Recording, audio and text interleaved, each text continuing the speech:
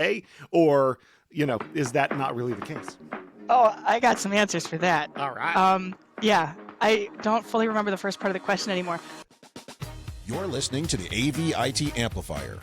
Each week, we'll feature voices and ideas that need to be amplified in the higher education and pro-AV IT communities. This show is brought to you by higheredav.com. And now here's your host, Ryan Gray. Well, hello, everybody, and thank you for tuning in again to the AV-IT Amplifier. If it is Wednesday, you know your feed has been refreshed with new content, and this Wednesday is no exception. Excited to talk with someone today. I would say if every show has a guest that's like the white whale, the one that you can't ever land. The agents have been talking, my people and her people, and we were finally able to make her deal. So, Charity, welcome to the show. Thank you for being here, and I'm sorry to give you a hard time right off the bat. Would you introduce yourself to the audience? Who are you, and what do you do? Hi, my name is Charity Anne Caldwell, and I am the Classroom Technology Supervisor for the University of Illinois College of Medicine. I'm on the Chicago campus. We're a 3-campus institution, and I have a team of guys who are wonderful, and we manage all of the classrooms and conference rooms and a couple, more highfalutin spaces here in the College of Medicine specifically. Nice. So I've got a couple of things on the agenda for us to talk about, and again, I apologize for giving you a hard time right off the bat, but thank you for being here. But I do want it's because it's top of mind. I got the privilege of making a visit to UNLV Medical School last week, and then met up with my good friend Chris Dietrich from the University of Arizona Medical School this week. So I've been talking a lot, and then I just recorded with John Hamilton, who is in the Emory School. So it's been like medical school, medicine. So from your perspective, because there's a lot of similarities to general education in those spaces. There's a lot that's different. Is working in a medical school for you something that is, how do you see the contrast with sort of that specialized education in the field of AV? And I love asking double-barreled questions, which you're not supposed to do, but is that an environment that you have particularly, you've chosen, hey, I like the medical school feel and this is where I want to stay, or, is that not really the case? Oh, I got some answers for that. All right. Yeah, I don't fully remember the first part of the question anymore. The similarities and differences between gen ed, right. Yeah. So I am what you might call it, state institutions probably around the country, a lifer. I came here out of high school. I went to school here. I got hired here. I went to grad school here. I continued here. So I've been around this place. And I have ended up here at the College of Medicine, and that was definitely intentional, but it also gives me a good perspective on how the whole institution operates. And also that sort of contrast that you're talking about, because I've been in some of the other spaces over time, which I think is a real asset to have the perspective of how we are part of a larger institution, which colleges of medicine, I think, may, I've never worked at a different college of medicine, granted, but I would not be surprised if there was a common thread of, but we are the College of Medicine. Yeah. Right? Exactly. Which I really try and keep in mind that we are, in fact, part of the institution, the larger institution. So for inside of the College of Medicine, we do a lot of our classes are, you could call them regular classes, Mm-hmm. right? A lot of our classrooms we've got auditoriums that do auditorium things. What gets funny in a College of Medicine is sometimes you have to hear very specific things. This heart thump versus that heart thump, Mm-hmm. and not a doctor, all the way not a doctor here, me. So my medical terminology is, a layperson's, very much so. And some of our specialized spaces are really cool. We have some really cool team-based learning rooms. There are team-based learning rooms, though, in the general education on campus. It's just the College of Medicine, I think, was a little bit of an innovator that way. That room was renovated originally before I came. And then we had this project plan for a year before the summer of 2020 that was going to be installed during the summer of 2020. So we got that order in before the crisis, which was great. And then we had all the time in the world to do the install, which was also great. It was very fortuitous timing, just by a happy accident. And in terms of being at the College of Medicine, the real is I was working on, I had started my AV journey, which I know is a question you'll ask me later, so I'll save it for when you ask that. I was working in the languages on the gen ed side of campus. And I had 2 kids during that time. And then I left the university and I was teaching part-time while I was home with my kids while they were really small. And then I decided to come back to work full-time, and I started applying at the university. And I thought, you know who will never furlough me because they will be funded? College of Medicine is going to be funded. And until this year, that has been true. There's a lot of places that everybody's thought that in different places, and this year has been a little crazy. It's a new environment. Yeah, nice. So, you mentioned in there sort of, you were there's a couple of things in here, but you have like your history has like education involvement in like 6 different, you know what I'm saying, aspects, right? We're from doing technology work in there, being a teacher yourself, working, like I said, in a second language learning, and then we get into it because I like to nerd out with anybody else who's ever stood for public election. We're a small group of people that have done that. So, just starting broadly, like, has education or building a career or working in education been in your blood from the beginning? Is that always where you think you would have ended up? Or did you just start there and like you said, at an institution, continued on and found your career way through it? I think it was never clear to me, honestly, what the heck I was ever going to do. Coming out of high school, I knew what I wanted to major in. I applied to all kinds of different institutions. And the one that I could live at home and was cheapest was the one that I went to by no accident. Right. I applied lots of places, lots of hope in my heart or whatever, but the reality is the reality. And so, but I had a wonderful time here as a student, and I did not plan to work here, certainly. One of my grandpa was a university librarian, and so I did grow up, I would go to his work sometimes when we visited and that kind of stuff. But that was not at all the path my parents took. So it wasn't, I think, preordained in any way. But I did, once you're at a university, you can take classes and you can get another degree and you can do things that are not related to each other because it's fun and interesting and new. And that I'm thinking about, what am I going to do next? Am I going to get a PPM? Am I going to actually go get an MBA? I don't know. And so, but the opportunities are great here. And those kinds of decisions, I think, are always supported, or at least if they're not always, they should be supported as long as it's within reason,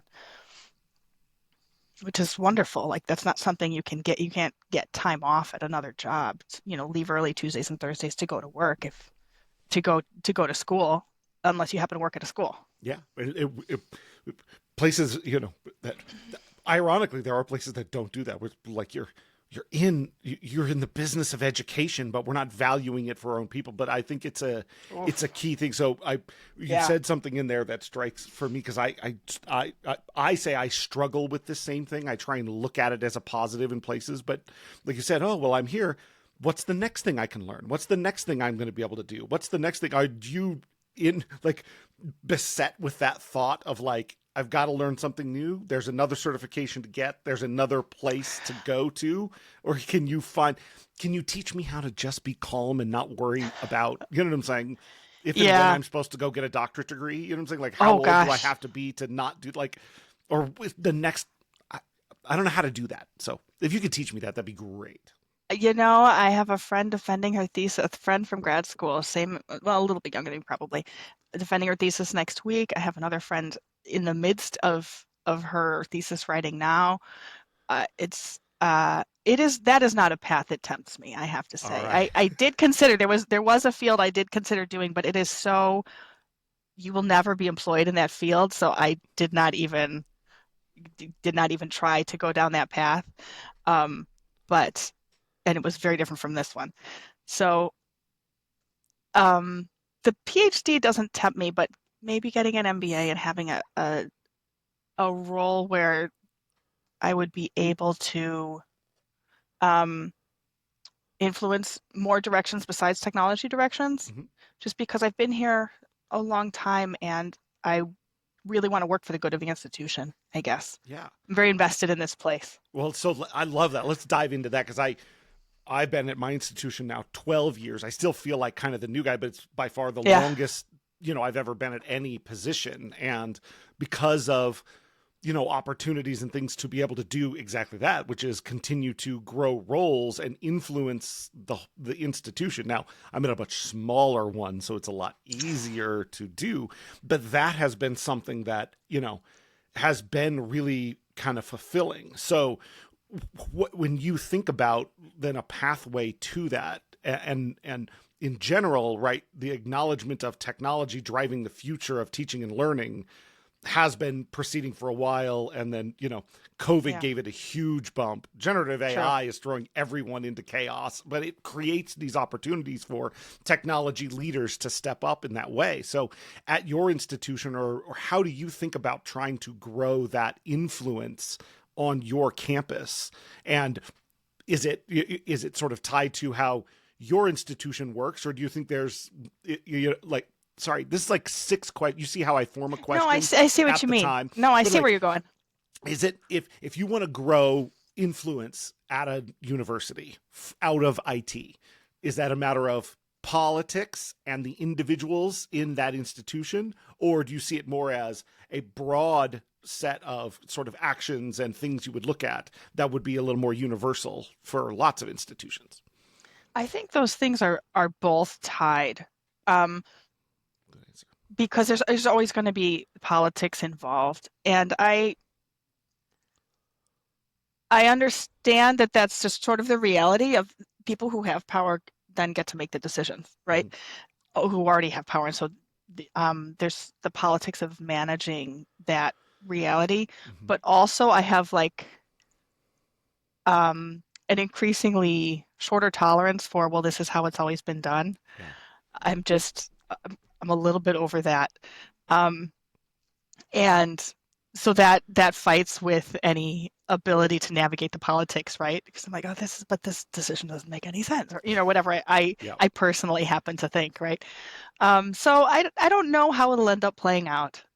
But I feel, especially in this moment where universities are under direct attack, and probably will be for the foreseeable future, I think our investment in ourselves as a group, and not just in our small part of it, but investing in the institution as a whole and then the community as a whole, and making decisions that benefit the whole, I think is so crucial right now. Not just because it makes more sense or it makes more financial sense, or because, although those things are true, but also because we sort of only exist if we all exist. Yeah. Right? Yes. There's not just going to be one institution and it'll survive on its own. That's not the ecosystem we've built, and we can't really roll back to rolling our own, so to speak. No, right? So you're totally right. I haven't heard, like you just said the quiet part out loud in a way, because there's so many conversations going around about things like that and the state of it. And kind of in the AV and tech community, we've long talked about how, we're technically competitors, but we have community with each other and we value trading those ideas. But for, higher ed institutions to work together for a common good has been a nice to have. But what you just articulated is nice to have days are done. It's a must have. Yeah. It's a must have thing. We only exist if we all exist. It's a must have. Yeah. I mean, I try and do it in a small way whenever we're decommissioning equipment that's still usable, I reach out to the colleges that I know are not Yeah. funded the same way and say, hey, I've got some TVs, I've got some projectors. What can I give you? Yeah. What do you want? I decommissioned all these projectors and you probably don't want the projectors, but do these lamps work with your stuff? That kind of thing. But that's such a small thing. And other decisions like going in together instead of colleges buying separate software packages or whatever, right? If we go in together, it'll be easier to maintain. It helps central IT. Yeah. It takes some of the administrative burden off the local groups. And then we're all on the same platform, which is so key. And I don't, at large I don't know if this is happening at your school, but at large institutions, these things bifurcate. You might have multiple instant messaging platforms or multiple, God forbid, video conferencing platforms as well. And we absolutely have that here. And, it's the way it's always been. And so trying to winnow that down, Central IT is really making a move to do that. And I support that entirely. And I just hope that we're all able to see that it really benefits all of the individual colleges, including the College of Medicine, to go that direction. Yeah, I mean, I'm at a place where we, all of our technology is centralized and has been, and that's fine. That still doesn't prevent there being bifurcated systems and things because we've been on the same. But yeah, the theme of sort of trying to find efficiencies and re-centralization of technology platform support and otherwise is rampant. That's happening at so many universities but watching people not like the idea will come from, look, we can save money. We can get the same results and spend less money if we centralize. But then the people involved in it who care are attempting to execute that while maintaining service level, by making it something that people look forward to happening, that welcome instead of are forced into. So, and you got to sell it. Yeah. So what is your advice? How are you dealing with that? What is your advice for other people who are in sort of that same boat, whether they're being brought into something central or they're already central and they're bringing more people in? Yeah, I think a huge difficulty that we are facing and will continue to face is how to centralize services so things are more cohesive and also incorporate all of these local tech folks, which I am one of the local tech folks, right? I'm sort of central. I'm part of central IT for just my college, but not central IT university wide.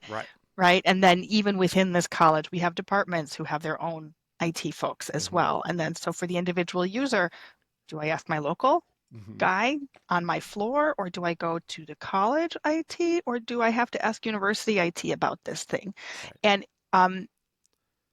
if we were all effective communicators, the individual user could go to anybody and just be moved along to the right spot. And that is a place that we're not at yet. And that I think is going to be, that hurdle has to be achieved in order for this to work. I think. And then you'll be able to sell those services because you'll have a cohesive communication network among the IT folks at all the levels. So what you're talking about there is a little bit of like people would use the word process mapping, but it's really customer mapping, right? Is looking at your infrastructure and plans and whatnot, like with the user's interface at the forefront rather than internal organization at the forefront, which it's really hard to keep that on the front burner of people's thinking when decisions are being made. Yeah. And it's, and getting the buy-in from everybody in the communication chain, I've seen it. I've seen such much more effective communication at other institutions who probably are fully centralized, and that makes things easier. But we're probably too big to be fully centralized. I'm not really advocating for that necessarily. I'm just advocating for a cohesive communication chain among all the levels. So that people aren't falling into the gaps when they need support. No, you're right, and it's that value of it. It doesn't matter where somebody interfaces with. there is a pathway for what they need to have happen. And it's that, right,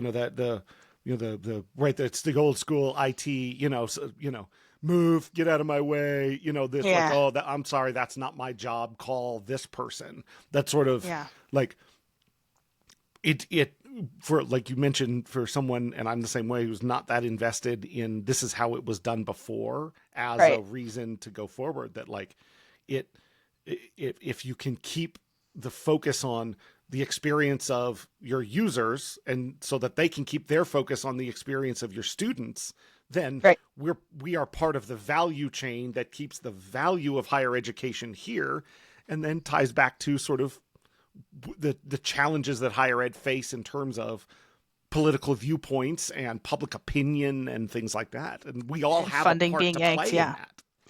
We do. And I just, one thing you had asked previously about ending up at the College of Medicine, and my calculation was entirely, frankly, going to your running for office mention. I was interviewing for jobs, and I thought, well, if I win the election, I probably can't take this job. But I lost the election, so I took the job.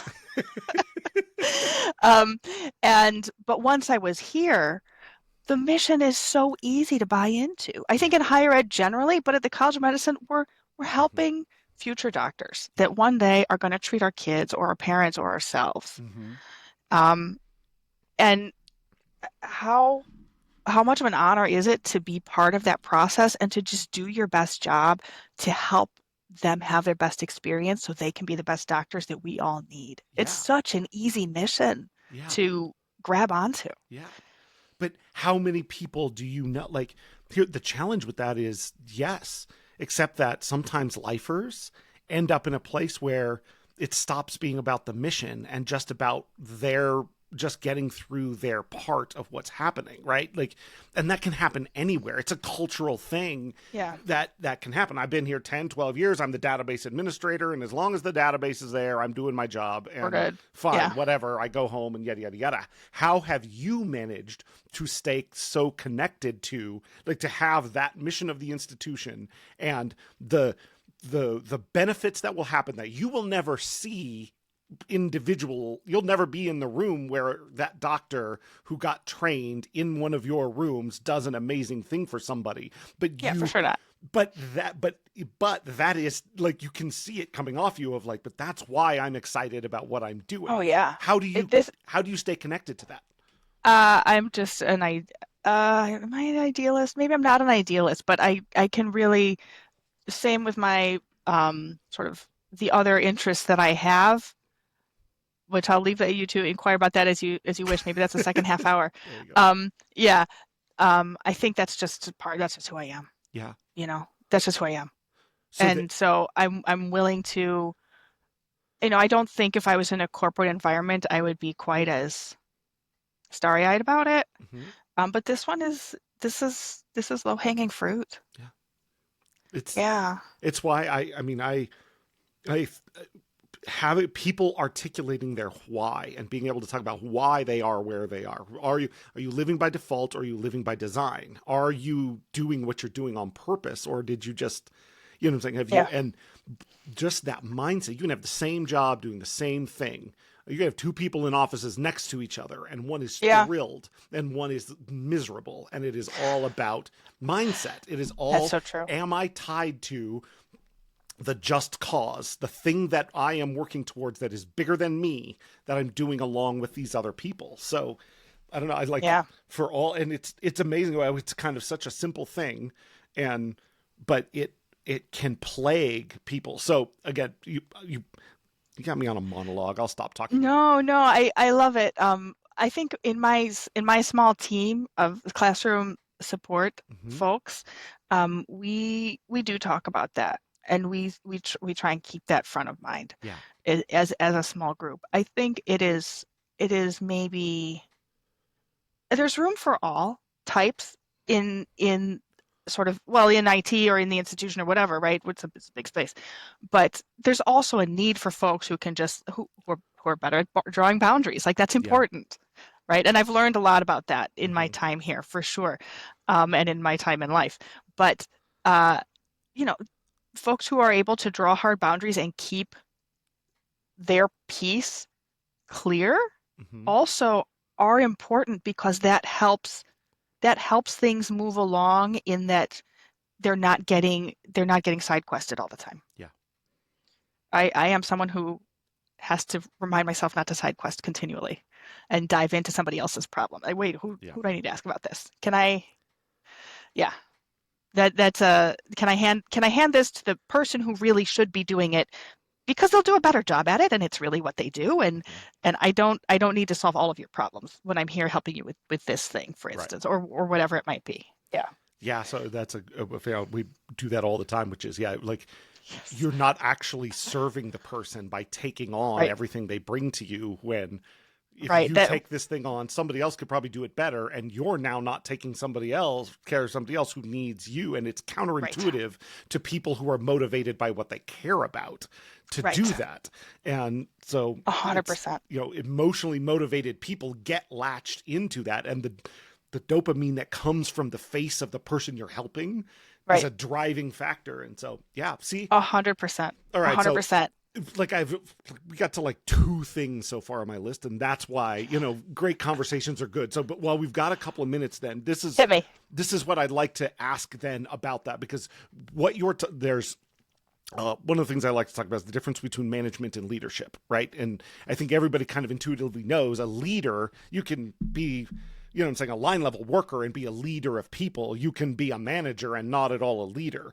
And in your role as a manager, but the things you're articulating are very leadership oriented. They're about inspiring and motivating people, and you haven't even mentioned the ticketing system as something that is the management of process and things like that. So how do you, especially in the context of that comment of working on trying to grow influence in your institution as a whole, how do you balance being a leader versus being a manager, and how are they complementary, and how do they conflict with each other?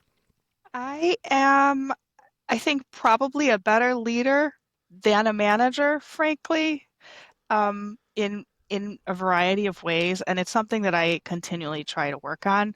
I think I do a good job at letting folks do things in their own way and not micromanaging, but also that can sort of feed into the bifurcation that we talked about, right, to a certain extent. And so trying to remember we all do need to be on the same page to a certain extent, and that is okay. That's still something that I continually do work on, for sure. I'm excited to help people find projects and have them adopt them. But I sometimes I need to work on helping people come to a final place with that and move on to the next thing, or get it to a level that it's really usable.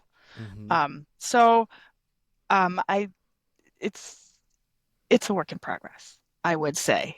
We have a great relationship here, and it's a great team, and I'm super fortunate.